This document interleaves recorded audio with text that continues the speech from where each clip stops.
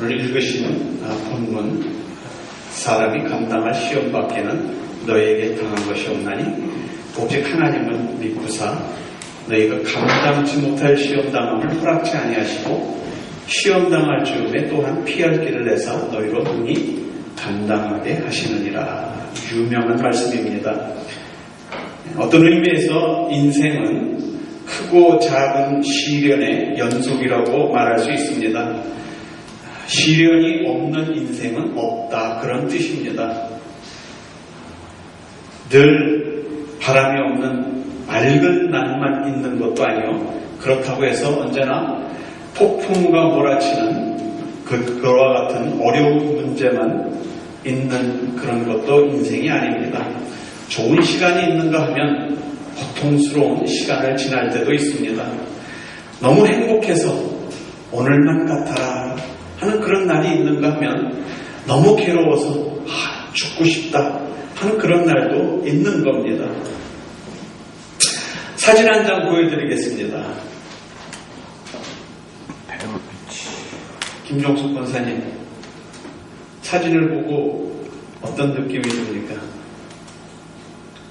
바닷가에 아름다운 풍경이 있습니다. 그럼 좀 골프를 치시는 우리 정 집사님, 지금 이 그림을 보시고 어떤 느낌이 드십니까? 안개가 많이 꼈어요. 안개도 끼고, 저기를 공략하기 위해서는 이게 모래도 많고 또 잘못 치면은 바닷가로 빠지고, 이게 쉬운 홀은 아닌 거겠죠. 예. 골프를 치는 사람은 멋있다 그것만 느끼는 것이 아니라 이 골프 코스는 이게 벙커도 많고 모래도 많고 그렇구나. 이 골프라는 운동이 참 재미있습니다. 한국에서는 아직도 골프를 치려면 돈이 많이 들기 때문에 사치 운동, 그렇게 부자 운동 그렇게 얘기를 합니다. 그런데 미국에서는 취미 운동으로 많이 각광을 받고 있습니다. 적은 액수로도 얼마든지 즐길 수 있는 그런 운동입니다. 그런데 이 골프가, 골프 치는 사람은 알지만 우리 인생하고 거의 비슷하다는 거예요. 그래서 아마 골프가 그 인생을 배우기 위해서 각광받는 스포츠가 아닌가 그런 생각이 듭니다. 많은 시간을 할애해서 운동을 하지만 운동량이 그렇게 많은 것도 아닙니다.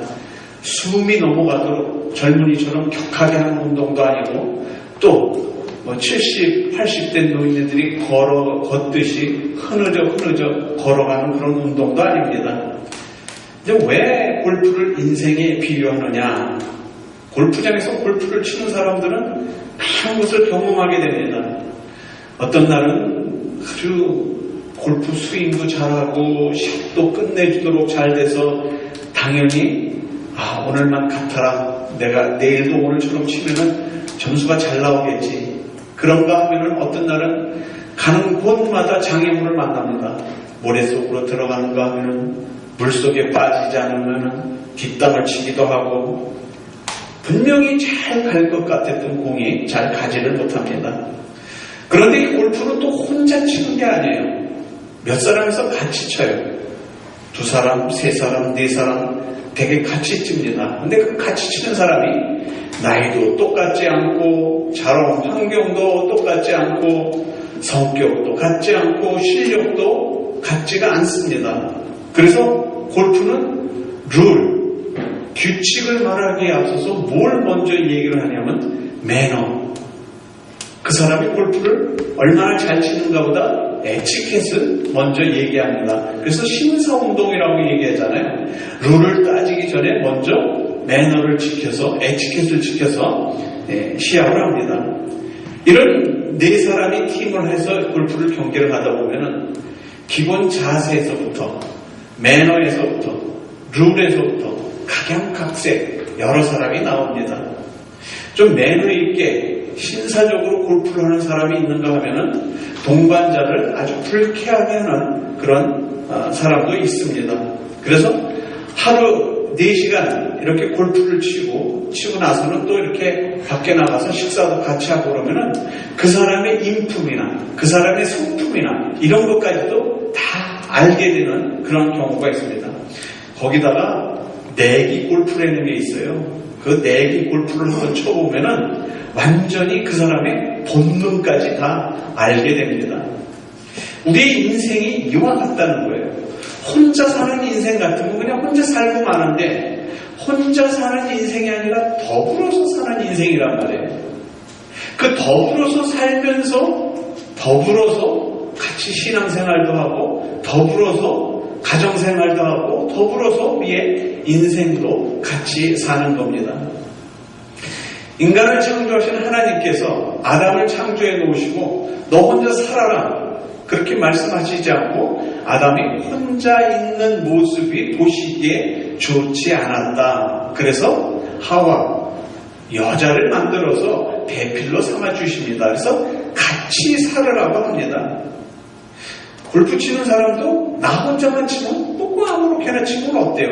누가 뭐라고 해요? 근데 2사람, 3사람, 4사람 같이 치면은 지켜야 될 룰도 있고 지켜야 될 매너도 있고 지켜야 될 에티켓도 있는 거예요.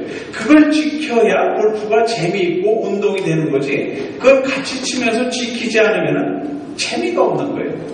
서로 불쾌감만 갖게 된단 말이에요.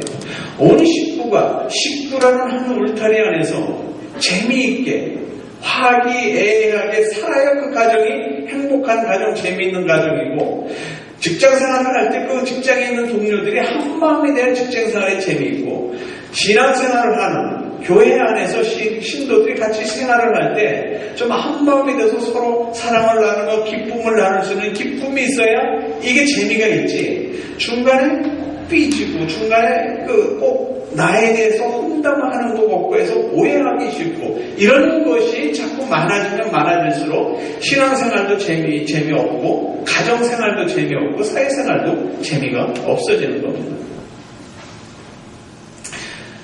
골프와 마찬가지로 우리 인생을 살면서도 인생의 장애물이 얼마나 많은지 몰라요. 골프공이 모래 속에 들어가는 것처럼 골프공이 물속에 빠지는 것처럼 너무 힘들 때가 있는 거예요. 삶을 살 때는. 인생을 살면서도 이런 문제 저런 문제 우리가 항상 수시로 내 앞에 다가오는데도 불구하고 우리는 인생을 살아야 하는 겁니다. 남편과 아내가 서로의 감정 문제로 인해서 오랫동안 아주 좋지 않은 감정으로 서로 대하고 있어서 겨우 이제 말문이 틀어져서 이제 서로 얘기를 하기 시작했는데 자녀 문제가 팍 터지는 바람에 다시 또 집안의 분위기가 완전히 다운돼가지고 그 자녀의 문제를 해결하기 위해서 또 몇 주일, 몇 달 이렇게 수고해가지고 간신히 그 자녀 문제를 해결해서 좀 이제 한숨 놓인다 싶었는데 또 어느새 사업에 문제가 생겨서 직장에 문제가 생겨서 해고당한다든지 직장의 매상이 떨어져가지고 이게 적자가 난다든지 이런 인생의 문제가 나한테 똑같이 생기는 거예요. 그래서 살다가 보면은 오늘만 같았으면 좋겠다 하는 그런 날이 있는가 하면은 그렇지 않은 날도 있다는 겁니다. 그렇게 원수 같았던 아내가 그렇게 원수 같았던 남편이 생각지도 않았는데 어느 날 갑자기 생일 선물이라고 해피 벌스데이고 생일 선물을 준단 말이에요. 이게 웬일이야.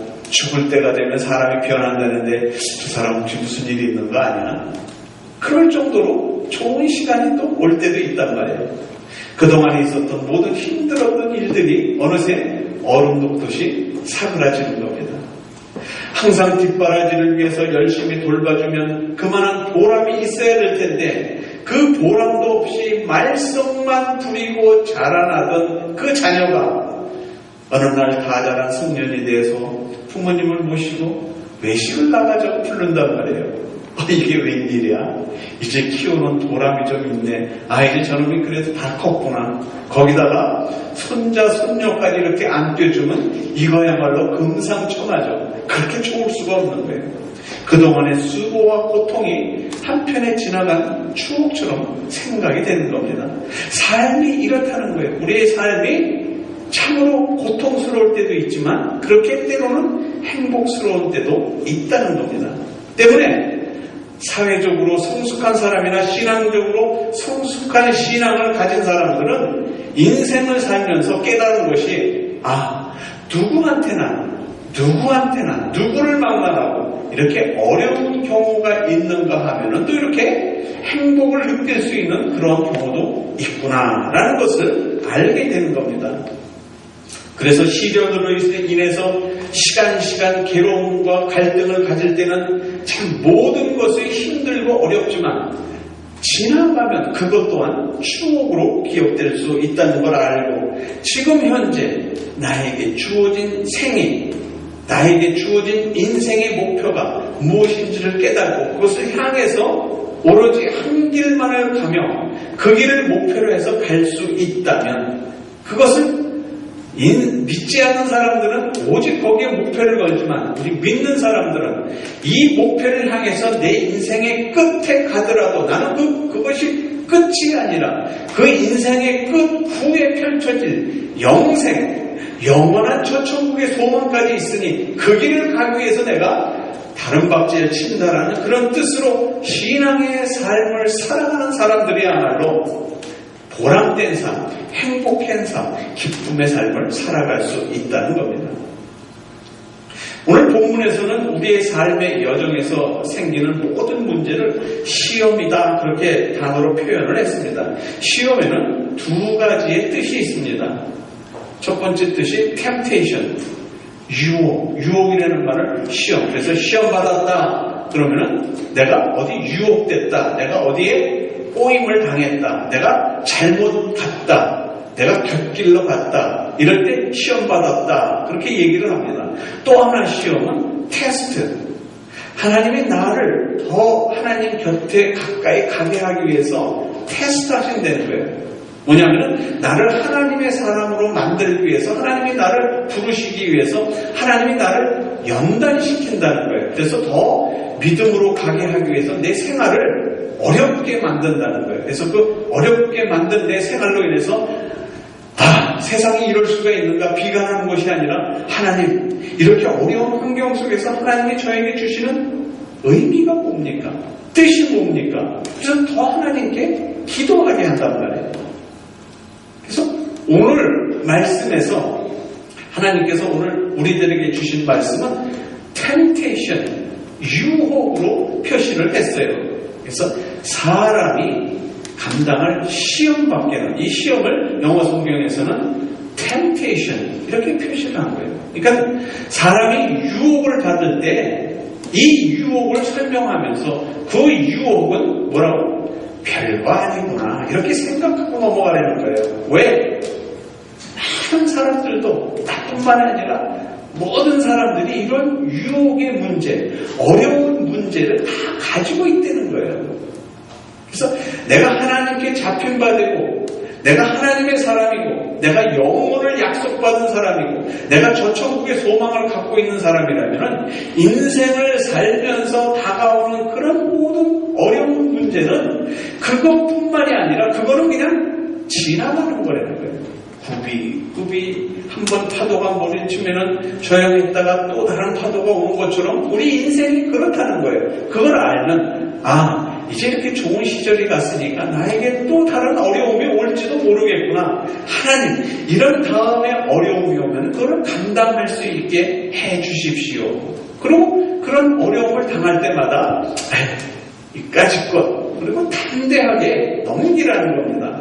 왜냐하면 하나님께서는 우리가 그 유혹을, 그 temptation, 그것을 물리칠 수 없을 만큼 아주 강력한, 내가 그 유혹을 받아서, 내가 그 시험을 받아서 쓰러질 만한 그 시험을 하나님께서 허락치 않으신다는 거예요. 내가 모든 걸 감당할 시험밖에 하나님이 주시지 않는다는 거예요. 그러니까 아무리 하나님이 나를 내버려 둔다 하더라도 내가 일단 하나님께 잡혀 있으면은 하나님이 나를 불철주야 밤낮으로 불꽃 같은 눈으로 나를 지키시기 때문에 그냥 내버려 두지 않으시고 그의 오른손으로 나를 붙드시고 계신다는 거예요. 그걸 알고 있는 사람은 그런 어려운 문제가 올 때마다 하나님, 이 어려운 문제 속에서 하나님이 나에게 지금 말씀하시고자 하는 의미가 뭡니까? 그러니까 기도하게 되고 말씀 보게 되고 하나님과 대화하기를 원한단 말이에요. 어려운 가운데서도 찬양하게 되고 괴로운 몸이 갈 길은 없는데 하나님 나를 어떻게 하시려고 이럽니까? 그렇게 하나님이 지혜 주시고 은혜 주신단 말이에요. 그러나 믿지 않는 사람은 에이, 인생이 이렇게 힘들어? 될 대로 되라. 그리고 나가서 자살하는 사람의 인생을 포기하는 사람의 여러 가지가 있는 겁니다. 하나님께서는 절대로 우리가 감당하지 못하는 시험을 주지 아니하시고 모든 문제는 우리가 다 감당할 수 있다. 왜? 내 능력으로 감당할 수 없는 건 하나님이 주시지 않는다는 거예요. 이 약속을 믿으시고 주님을 믿는 믿음으로 삶을 사신다면 그 믿음으로 말미암아 승리하게 되는 겁니다. 그런 믿음이 어떤 믿음이어야 하느냐면은 인내로서 그 유혹을 극복해 나가는 그런 믿음이어야만 우리가 온전한 신앙인이다 이렇게 얘기할 수 있는 겁니다. 하나님이 성경에서 인물들을 등장시킬 때는 이런 사람처럼 유혹에 넘어가서는 안 된다. 그리고 유혹에 넘어간 사람들을 성경에 등장시키고 또 한 사람을 등장시킬 때는 자, 이렇게 많은 유혹이 왔지만 이런 유혹을 넘긴 사람이 있다. 이런 사람을 본받아라 하는 그런 두 종류의 사람을 등장시킵니다. 그래서 완전히 나눠진 것도 아니고 어떤 사람은 유혹을 다 이기고 완전히 하나님 앞에 선 줄로 알았는데 어느 날 갑자기 넘어지는 사람, 이렇게 여러 사람을 성경에서는 등장을 시킵니다. 이런 사람처럼 되지 말아라 하나님 말씀은 어떤 사람을 예로 등장을 시키냐면은 은 30에 자기 스승인 예수 그리스도를 팔은 가룟 유다 같은 사람, 아주 많은 줄을 활용해서 그 사람을 등장시킨 이유, 이렇게 자기 스승을 배반하고 메시아를 배반하고 정말 자살로서 그 생을 마감하는 이런 가룟 유다 같은 사람은 되지 말아라 하는 것으로 우리에게 교훈을 주는 겁니다. 이런 사람처럼 살아라 하는 그 사람을 등장시킬 때는 욥이라는 사람을 등장을 시켜서 정말 그렇게 자기 있는 모든 재산 다 잃어버리고 자식도 다 잃어버리고 재산도 다 잃어버리고 그 다음에 몸에 악창이 나서 기와장으로 그 가려운 데를 긁고 있으면서도 나를 창조하시니까 하나님이시오. 내게 있는 걸 걷어가신 것도 하나님이시니 내가 누구를 원망하리요. 그가 끝까지 마지막까지 하나님의 말씀을 붙들고 있었던 것처럼 너희도 이렇게 믿는 하나님을 의지하는 사람이 되라. 이렇게 성경에서 그런 사람을 등장시키는 겁니다. 우리가 잘 아는 대로 믿음의 조상, 그러면 아브라함, 또 그 위에 위대한 왕 다윗, 그렇게 얘기를 합니다. 근데 아브라함을 보면은 정말 하나님이 친구야, 너는 나의 친구다라고 얘기할 정도로 아브라함은 하나님하고 가까웠어요. 친구는 정말 가까운 사람을 친구라고 그러죠. 친구는 비밀이 없는 사람을 친구라고 합니다. 그래서 우리 학생 때를 지나오면서는 부모한테는 얘기 못하는 문제도 때로는 친구들하고 얘기하면서 지낼 때도 있었습니다. 아브라함을 하나님이 이런 친구다 그렇게 불렀어요. 하나님이 다윗을 부를 때는 또 하나님의 마음에 맞는 자다. 하나님이 다윗을 부르셔놓고는 아주 마음에 흡족하다. 내 마음에 맞는 사람이다. 그렇게 얘기할 정도로 다윗을 흡족히 생각했어요. 하나님의 친구요, 하나님의 마음에 맞는 자라고 이렇게 불러서 하나님과 교제했던 사람의 삶도 정말 그 사람들은 아무 문제 없이 편안했었던가? 그렇지 않았단 말이에요.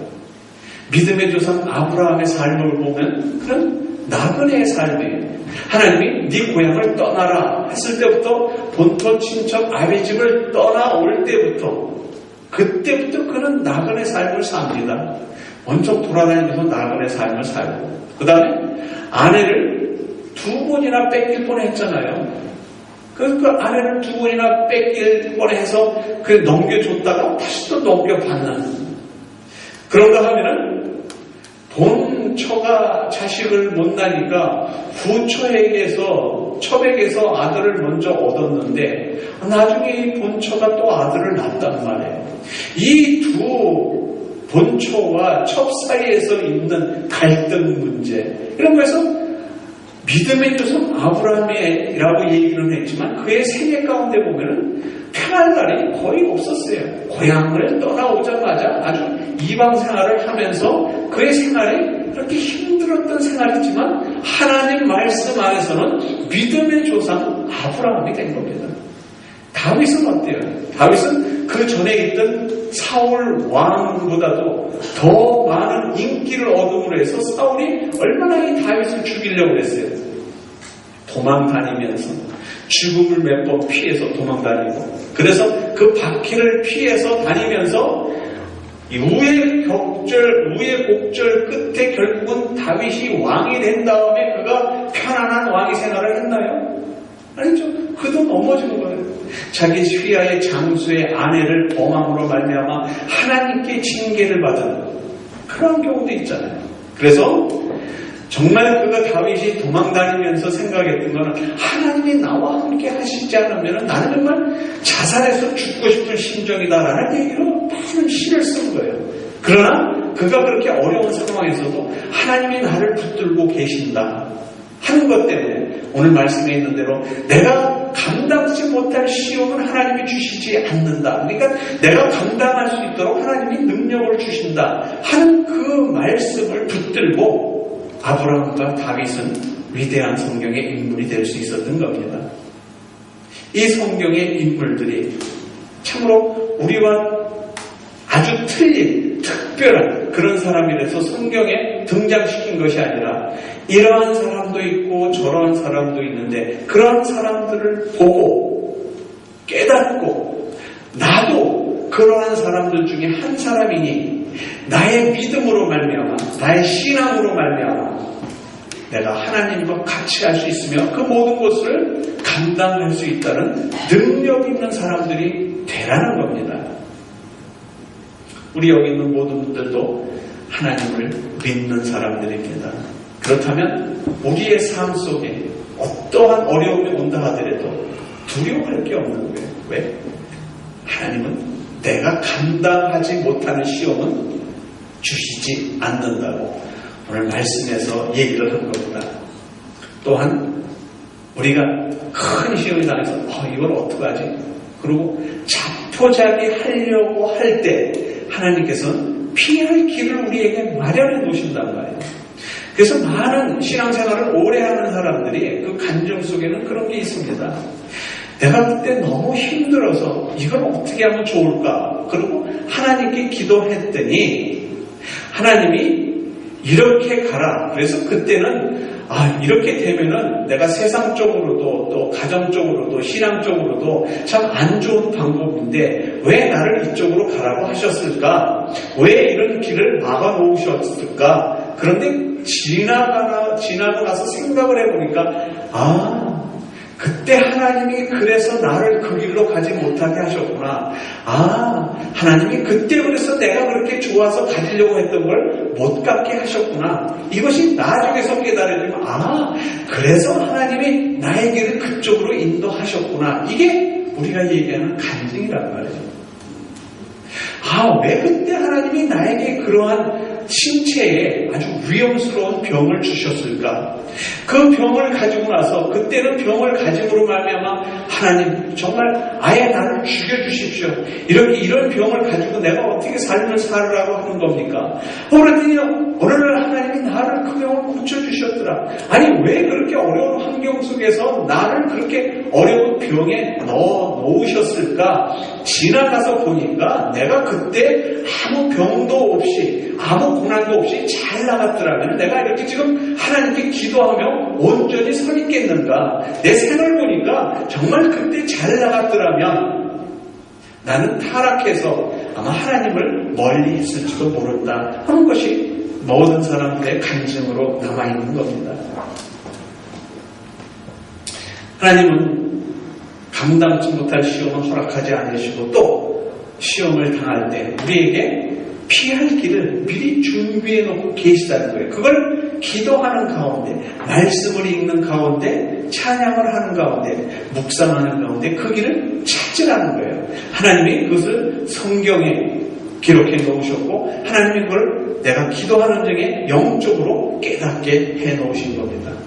무엇보다도 가장 중요한 건 우리에게 오는 어떠한 인생의 어려운 문제도 우리는 다 감당할 수 있다 없다? 있다.